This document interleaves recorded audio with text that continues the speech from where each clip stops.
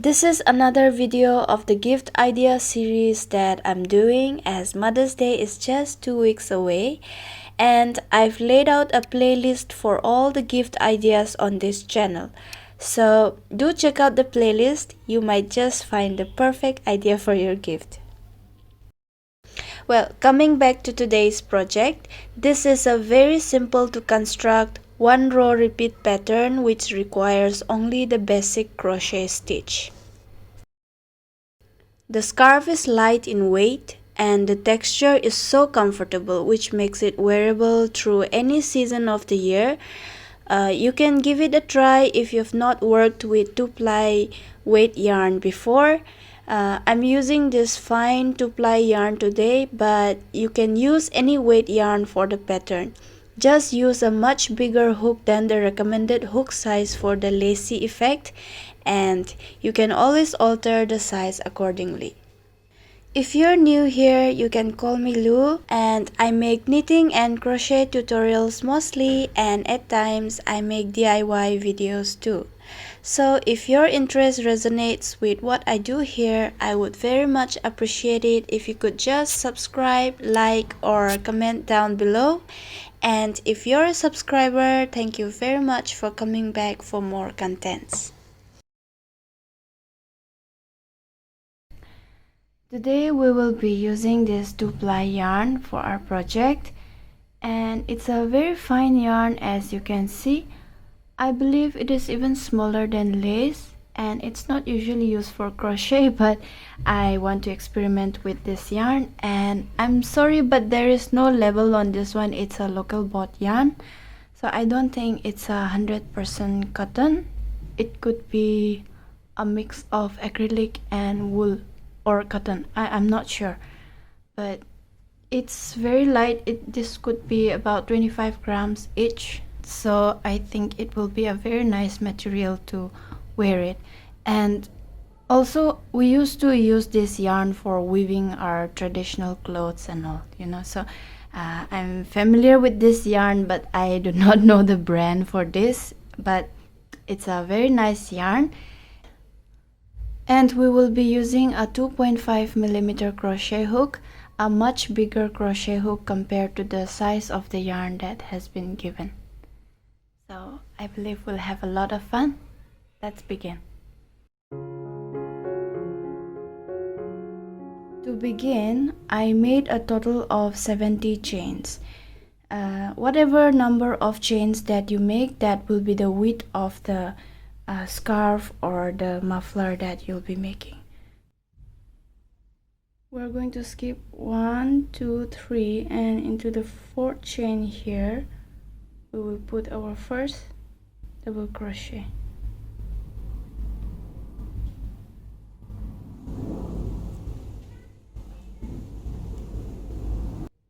Then we will put 1 double crochet into every stitch all across here till the end here.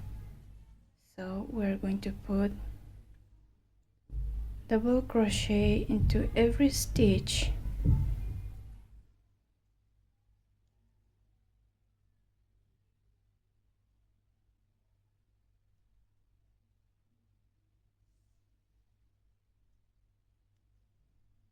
You could see the double crochet. Just put 1 double crochet into every stitch till here, and I will show you what to do next. So we made our double crochet chains all the way till here. For the next row, we're going to chain up 2, chain 2, and turn your work. And usually we would work in these stitches right here. We would work in those stitches, but here we are not going to do that. What we're going to do is yarn over, and we are going to work directly into these gaps here. You see the gaps? We're going to directly work into that. So here we will just go into this one, pull up a loop, and we will just double crochet it. Work into all the gaps like that. So put your double crochet into all the gaps.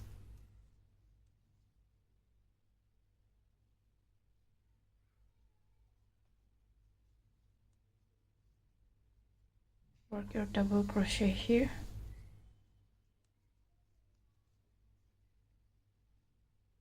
Work your double crochet in the next gap. Work your double crochet into the gaps of the stitches all the way, and at the end you are going to put it here into the last gap. You put it in the last gap. I'll show you when I reach here. Into the last stitch we are going to put our into the gap, and that last stitch we put our 1 double crochet, and that completes our row 2. So our row 2 will look like this. Now chain up 2, just chain 2, turn your work, and we will begin from this very first space again, chain space. So we will put our first double crochet here, and into the next space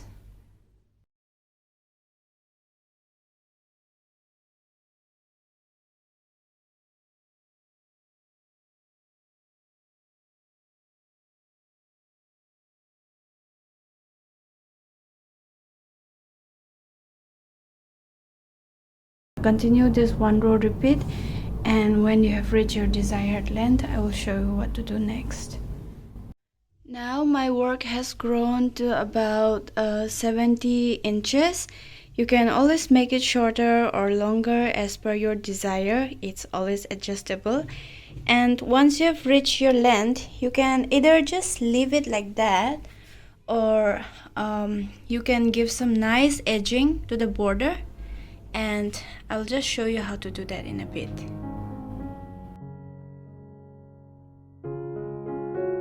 This is the very last stitch in which we are going to put our double crochet. So just put 1 double crochet here. You don't have to cut the yarn. Chain 1, and every stitch here will be considered as 1, okay? So what we are going to do is we're going to skip this very first stitch and work into the second. So after chaining 1, we'll skip this one, and we are going to put 3 double crochet. So that is 1 double crochet, 2, 3, then we chain up 3, 1, 2, 3. Now after chaining 3, we go back right here. Right when we have begun chaining, we will go here into both the loops and slip stitch, and then we'll put 3 more double crochet into the same stitch, 1, 2, and 3. Now we will skip this stitch and put 1 single crochet into the next stitch here. That completes 1 picot. Next we will skip this stitch right here, and into the next stitch we will work the same thing as this one. 3 double crochet, 1, 2, 3, chain up 3, go back to the base of the chain, pick up 2 loops and slip stitch into that base. Now 3 more double crochet into the same stitch, 1, 2, 3, and then skip this next stitch and work one single crochet into the next stitch. So I did a few more picots and this is what it looks like. It looks so pretty. Just look at that. In the last few stitches here, according to the pattern, I should skip this one and put one single crochet into the last second stitch and complete it, and this stitch would be left out. But in the last stitches we can always put a few tweaks around it, and it doesn't have to be completely even like this and nobody will notice. Only you will notice because you created that. So yeah, it's a small difference. I will just skip both the stitches and put my last single crochet into the last stitch here, and it's perfectly fine, see? Or for example, if your picot ends here, if your picot is here in the last second stitch, you can just put your single crochet into the next stitch and that's it.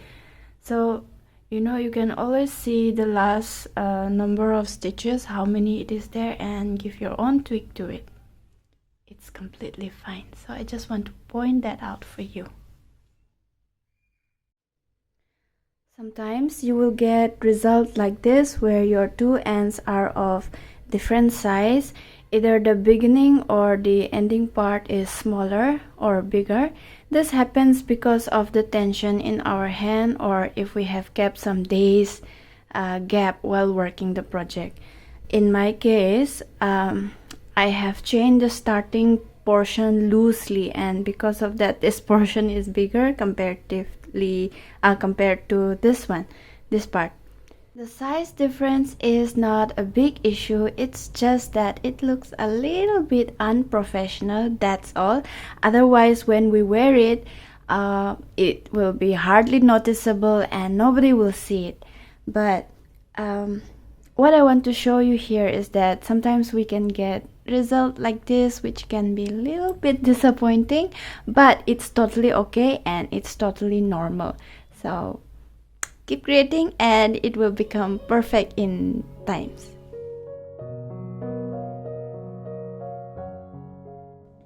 So I've completed the edging on both sides, and this is what the front side looks like, and this is what the back side looks like.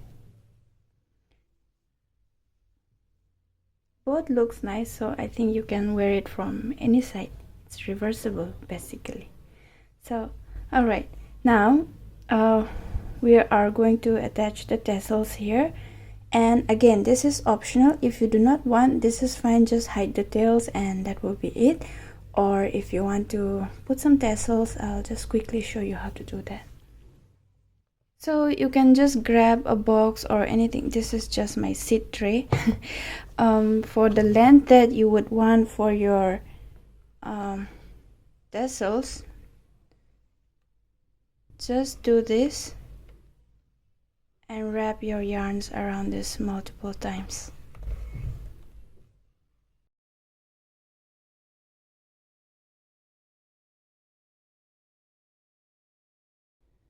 Just slide it off when you think it is enough for both the sides, and then we're gonna cut from one side.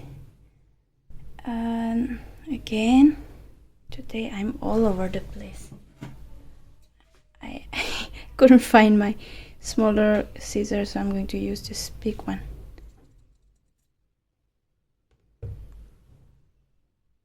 And then we just lay it down here like this,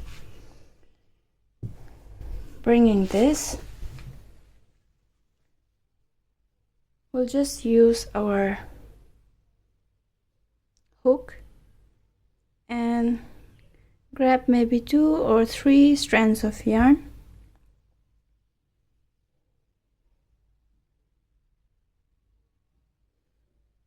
Hold it up like this, fold it in the middle, and then just start from a corner. From the corner, grab the yarn pull it through. Now take the whole yarn and pull it through the loop like that. I hope you can see, right? Yeah, we pull it through the loop. And that's it.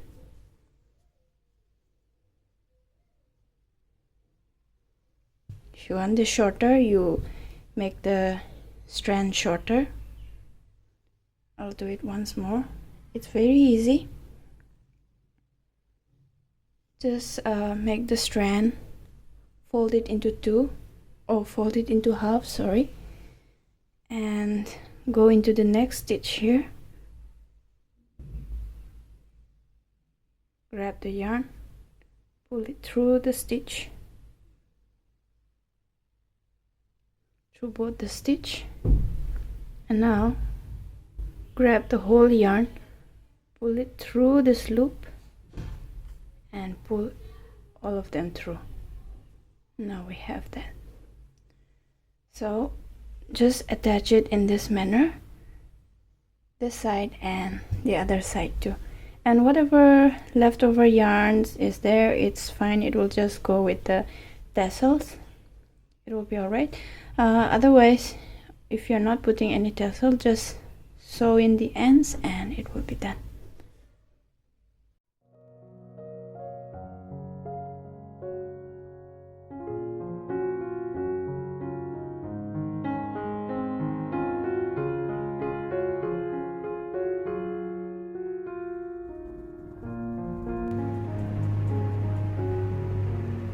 And so here is the final result. I hope you enjoyed this simple pattern. Do check out other videos and playlist on this channel for more.